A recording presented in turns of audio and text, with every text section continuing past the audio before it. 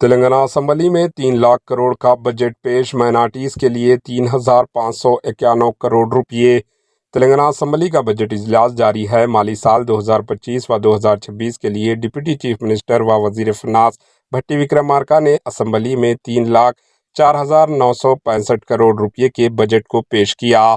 इसमें से रेवेन्यू अखराजात के 2,26,982 करोड़ रुपये हैं, जबकि कैपिटल अखराजात के लिए 36,504 करोड़ रुपये हैं।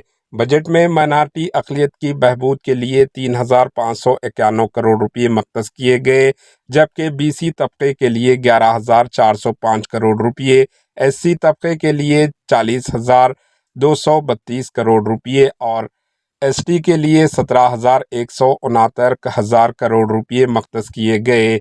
बताया जाता है कि वजीर श्रीधर बाबू कानून साज कौंसिल में बजट पेश कर दिया। Bureau report AHN news.